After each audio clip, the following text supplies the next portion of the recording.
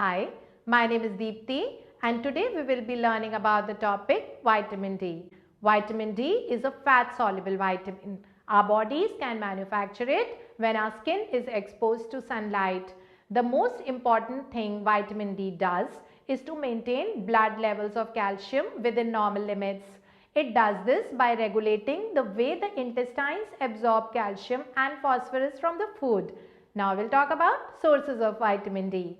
Most foods have little or no vitamin D and few foods besides milk are fortified with it. So where do we get the vitamin D that is necessary to maintain blood levels of calcium? Actually, our bodies can manufacture vitamin D for us when the skin is exposed to adequate sunlight. Here's how it works. First, high energy ultraviolet light penetrates the skin. Second, the UVB converts the precursor in the body into the form of vitamin D.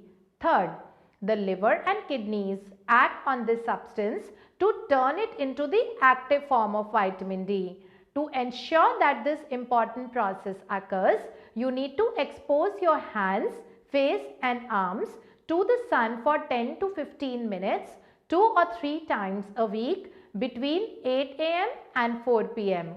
Other foods that contain vitamin D. Cod liver oil contains vitamin D, but in excess it leads to toxic levels of vitamin A. Some fatty fish are sources, but unless you eat them often, you will not get enough. Eggs provide a little vitamin D, that is 27 international units. People sometimes mistakenly think that some foods that contain milk have vitamin D. Remember that these dairy products do not contain vitamin D. Ice creams, cheese, yogurt, multivitamins or other supplements are a source of vitamin D. Many calcium supplements have extra vitamin D added. Now, recommended dietary allowances or the RDA for vitamin D. Vitamin D is considered more as a prohormone than as a vitamin. It can be synthesized in the body in adequate amounts by simple exposure to bright sunlight even for 5 minutes per day.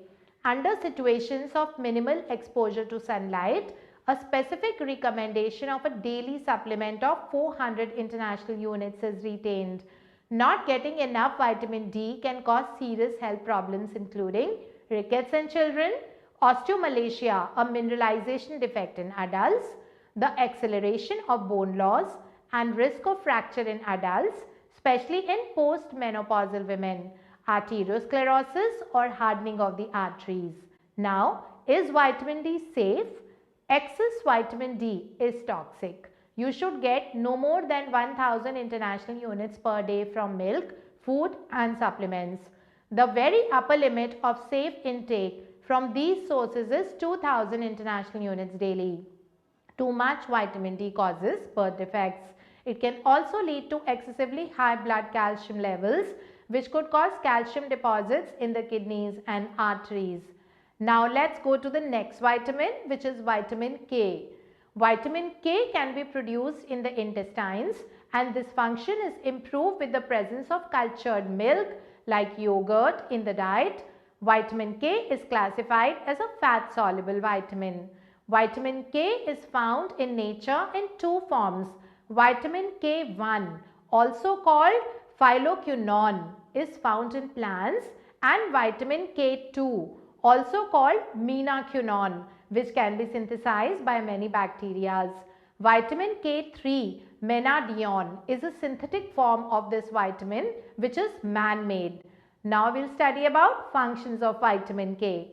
Vitamin K is used in the body to control blood clotting and is essential for synthesizing the liver protein that controls the clotting. It is involved in creating the important prothrombin, which is the precursor to thrombin, a very important factor in blood clotting. It is also involved in bone formation and repair. In the intestines, it also assists in converting glucose to glycogen. This can then be stored in the liver. There are some indications that vitamin K may decrease the incidence or severity of osteoporosis and slows bone loss. Now we'll talk about food sources of vitamin K. Vitamin K is found in leafy vegetables, cheese and liver. It is also found in asparagus, coffee, bacon and green tea. Deficiency of vitamin K. A deficiency of this vitamin in newborn babies results in hemorrhagic disease as well as post-operative bleeding. A shortage of this vitamin may manifest itself in nosebleeds, internal hemorrhaging. Now, toxicity of vitamin K. Toxicity does not easily occur with normal dietary intake of this vitamin, but can happen if synthetic compound vitamin K3 is taken. High to toxic uptake in the synthetic form can cause flushing and sweating. Jaundice and anemia may also develop. Now we'll learn about factors that hinders the absorption of vitamin K. This nutrient can be destroyed by freezing and radiation as well as air pollution.